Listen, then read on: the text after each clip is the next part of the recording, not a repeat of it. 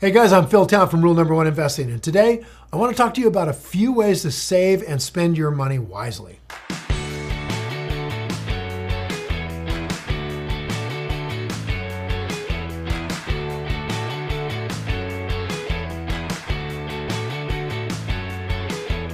For many people, financial struggles are due to not bringing in enough money, okay?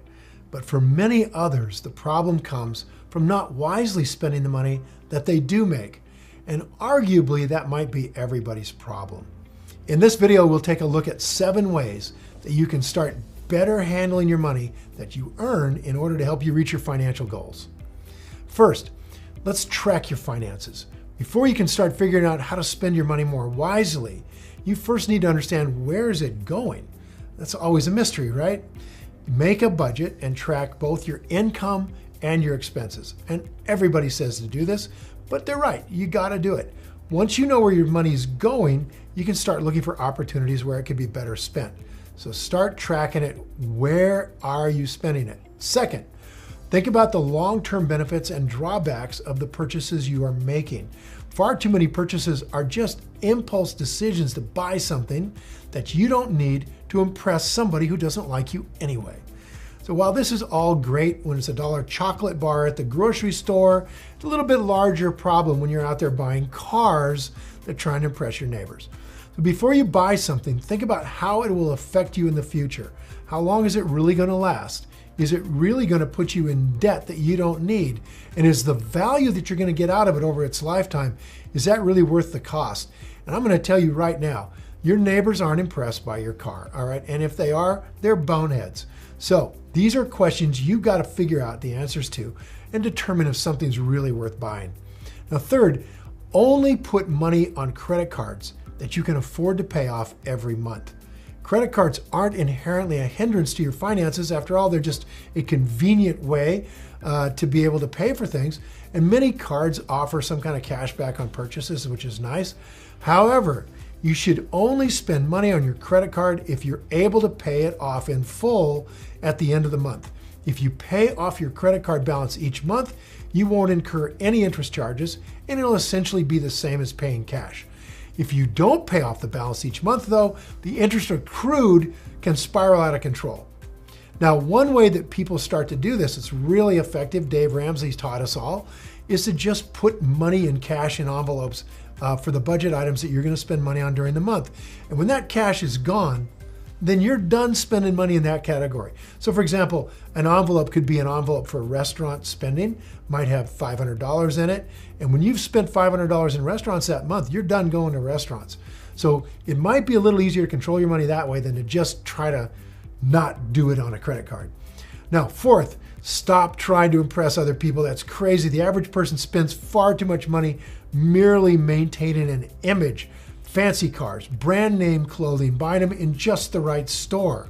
Much of what we buy has more to do with just impressing other people than purchasing something we want or enjoy. And I'm telling you, man, keeping up with the Joneses is an expensive and oppressive and unnecessary pursuit. You gotta buy things you enjoy, and don't fall prey to the feeling that you have to spend money in order to impress other people. I was working with a lady who's so sad. She was a single mom, 2 kids, and she bought a new car just so she could drive her daughter to school in a car her daughter wasn't embarrassed by. Fifth, figure out what habits are draining your budget. After you start tracking your finances, you can begin looking for habits that are draining your budget out. These habits can include expensive hobbies, eating in restaurants too much, spending too much money on clothing, or a lot of other financial drains that you don't need to incur. And once you figure out which habits are eating up a large portion of your income, then you can evaluate whether these are really necessary, right? And that's where, again, envelopes with cash can really get a grip on where that money's going. Sixth, learn to value savings over products. Some people are naturally good at saving money and draw enjoyment from growing their wealth. For others, money's something that is spent the moment it gets in their hands, and anything else feels like a wasted opportunity. And if you're in the second camp, I want you to try to adopt a mentality that values savings over products. In the end, money invested or money saved is almost always going to benefit your life more than money spent on products that will wear out or become uninteresting in time. And here's the thing, you want to start focusing on what you can make on the money you're saving, or you're never going to save it. And that's where learning how to invest starts to become so important. If you can make 15 or 20% a year, saving money starts to become pretty interesting.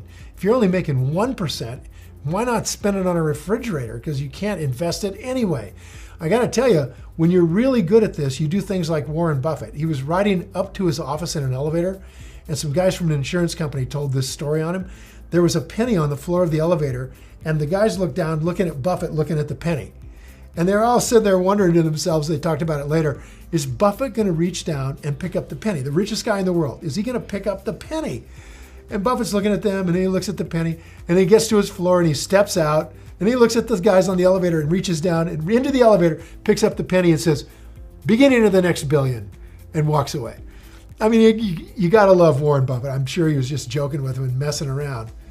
But I got to tell you, once you get on to holding on to your money and investing it with a high rate of return, not spending it becomes a lot easier. Seventh, start investing now. Start investing as early as you can. Get your kids doing it early. Spending your money wisely isn't just about avoiding unnecessary purchases.